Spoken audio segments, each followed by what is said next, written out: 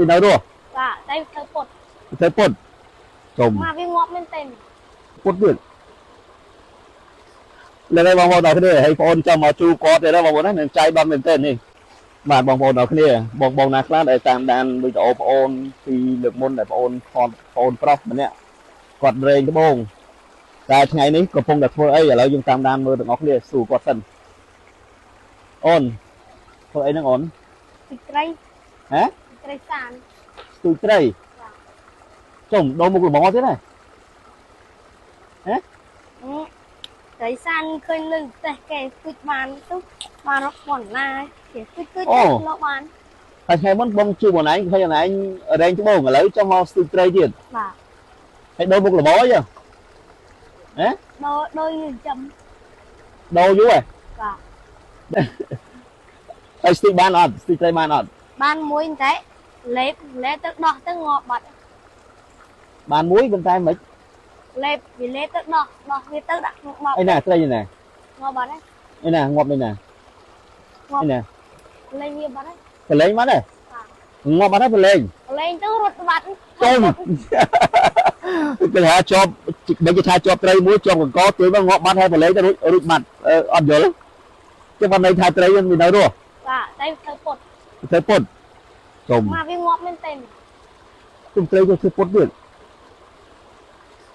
លើបងប្អូនដល់គ្នាហើយបងប្អូនចាំមកជួគាត់ទេណាបងប្អូនណានឹងចៃដន្យមែនទេនេះមើលស្ទូចយ៉ាងណាមើលលើមើលមកឡើយមកសាននេះស្ទូចត្រីបងប្អូនអូនេះអ្នកស្ទូចត្រីបងប្អូនកាលមុនគេរែងត្បូងតែថ្ងៃនេះបងប្អូនចាំមកទិញត្បូងដូចសពរដងអញ្ចឹងមកជួបលោកពូលោកអ៊ំអ្នកមីងអីបងប្អូនស្រីអីក៏រែងត្បូងច្រើន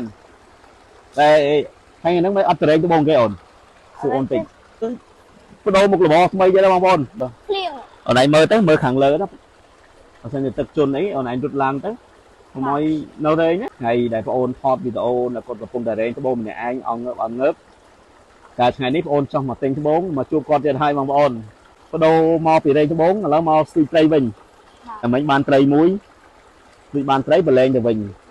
មិនទៅដោយសារទូចពេកក៏មិនអូនបាទដោយសារត្រីទូចពេកក៏មិនមិនទូចទេវានេះវាមិនវាដូចថាវាលេបទៅដល់វាទៅវាដូចថារតុយវាត្រង់យកហើយត្រង់ហើយពេលឃើញអញ្ចឹងខ្ញុំមកទៅវាងាប់ទៅឡើងទៅព្រួយទៅបាត់អូចាញ់បោកត្រីអញ្ចឹងបានន័យថាអូនឯងចាញ់បោកត្រីបាទស្មានតែវាងាប់ហើយដោះឲ្យប្រឡែងវាទៅដូចតែប្រឡែងទៅដៃទៅព្រុយទៅបាត់ទៅអូត្រីគេអូនហើយចឹងណាឈ្មោះវាអញ្ចឹងហ្មងហ៎បាទអូបងប្អូនណាខ្លះដែលស្គាល់ត្រីចន្ទាបងប្អូនហ្នឹងហើយខ្ញុំបងប្អូនដែលស្គាល់ហើយបងប្អូនប្រុសក៏ពោអីគេពឺក្រូចតិចពឺក្រហមគៀនតិចអញ្ចឹងនៅក្នុងពឺហើយពឺទៀតអូប៉ុណ្្នឹងដែរប៉ុណ្្នឹងក្របហ្នឹងណាត្រីនេះត្រីហ្នឹងមិនមែនเป็นក្របហ្នឹងប៉ុណ្្នឹងដែរក្របហ្នឹងតិចទូជានឹងតិចបាទអូហ្នឹងហើយស្ដាយមែនតើបងប្អូនប្រុសហ្នឹងហើយហើយនេះបងប្អូនចង់មកទិញត្បូងបងណាចៃដំជួបបងប្អូនប្រុសតែធ្លាប់រែងត្បូងពីមុនមកបងប្អូនប្រកាសតែស្គាល់កាលមុនទូចមួយតែឥឡូវរឿងធំជាងមុនអូននេះហើយថ្ងៃនេះអត់រៀនទេអូននេះរៀនហើយរៀនពេលព្រឹកឥឡូវចេញរៀនណាបាទចេញរៀនហ្នឹងហើយខំរៀនណាបងប្អូនប្រុសណាហើយកុំឲ្យចោលការសិក្សាអូនកុំឲ្យដើរលេងហើយនេះបងប្អូននេះគាត់មកស្ទូចត្រីយើងបងប្អូនណាក្មេងទូចមួយនេះហើយបងប្អូនចាំមកទិញត្បូងហ្នឹងហើយអរគុណច្រើនមែនទែនបងប្អូនថ្ងៃនេះបងប្អូនបានជួបបងប្អូនប្រុសហើយកុំភ្លេចជួយ share ចែករំលែក follow page បងប្អូនម្នាក់មួយបងប្អូនអរគ្នាដែលតាមដានវីដេអូ